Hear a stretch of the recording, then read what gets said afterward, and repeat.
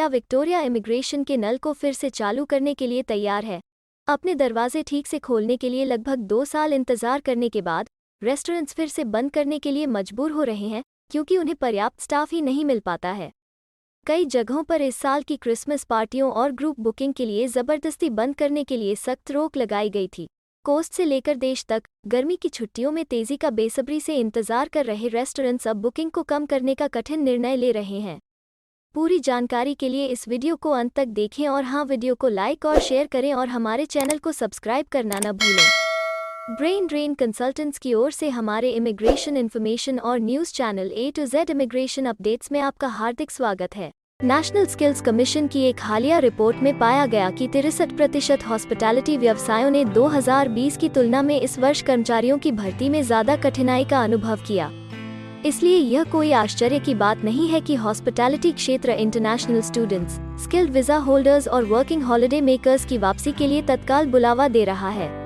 और वे अकेले नहीं हैं। ऑस्ट्रेलियन इंडस्ट्री ग्रुप और ऑस्ट्रेलियन चेंबर ऑफ कॉमर्स और इंडस्ट्री दोनों ने स्किल्ड माइग्रेंट्स में अद्भुत वृद्धि की मांग की है। कॉल करने में चैम्बर के चीफ एग्जीक्यूटिव एंड्रू मैकेलर ने कहा, देश भर में हर क्षेत्र में सभी आकारों के व्यवसायों को 33 वर्षों में सबसे गंभीर स्किल शॉर्टेज से प्रभावित किया जा रहा है। लगभग 2 वर्षों के कोविड-19 सीमा नियंत्रण के बाद और ओमाइक्रॉन के इमर्जेंस के कारण 2 हफ्ते की देरी के बाद ऑस्ट्रेलिया ने पिछले हफ्ते स्किल्ड माइग्रेंट्स, स्टूडेंट्स और बैकपैकर्स के लिए अपनी सीमाओं को फिर से खोल दिया। इस महीने के मिड ईयर इकोनॉमिक और फिस्कल आउटलुक अपडेट से पता चलता है कि नेट ओवरसीज माइग्रेशन आने वाले वर्षों में नाटकीय रूप से बदलाव के लिए तैयार है। 2020 व 21 में -72,000 और 2021 व 22 में -41,000 से यह 2022 व 23 में बढ़कर 1,80,000 हो जाएगा। मई में सरकार अनुमान लगा रही थी कि 2022 व 23 में नेट माइग्रेशन लगभग आधा होगा। इस महीने फेडरल ट्रेजरर ने कहा कि वृद्धि में स्किल्स शॉर्टेजेस को दूर करने के लिए स्टूडेंट्स, टूरिस्ट्स और स्किल्ड वर्कर्स के लिए लगभग 2 लाख स्थान शामिल हैं। पिछले 2 वर्षों में सीमा को बंद करना कई लोगों के लिए पर्सनली और इकोनॉमिकली विनाशकारी रहा है, लेकिन उन्होंने उन आर्थिक संभावनाओं को देखने का अवसर भी प्रदान किया है जो तब मौजूद नहीं थी जब माइग्रेशन टैब चालू था। ऑस्ट्रेलिया वर्तमान में बेरोजगारी को हिस्टोरिक लो स्तर पर ले जाने की राह पर है। वर्षों से कम वेतन वृद्धि के बाद पिछले हफ्ते रिजर्व बैंक के गवर्नर फिलिप लो ने कहा कि कम बेरोजगारी दर अगले साल मजदूरी पर ऊपर की ओर दबाव डालेगी। हॉस्पिटैलिटी के मामले में यह पहले से ही हो रहा है। रेस्टोरेंट और केटरिंग ऑस्ट्रेलिया के चीफ एग्जीक्यूटिव वेस लैम्बर्ट ने बताया कि कुछ हॉस्पिटैलिटी बिजनेसेस ने उन पदों के लिए $45 प्रति घंटे तक की पेशकश की जो आमतौर पर $20 में भुगतान करते हैं। पिछले हफ्ते डॉक्टर लो ने कहा, निश्चित रूप से ऐसे हॉटस्पॉट हैं जिनमें मजदूरी तेजी से बढ़ रही है, लेकिन अधिकांश वर्कर्स को अभी भी 2 से शुरू होने वाली मजदूरी वृद्धि मिल रही है और कभी-कभी इससे कम। अधिक बड़े पैमाने पर वेतन वृद्धि की संभावना फाइनली पहुंच में है।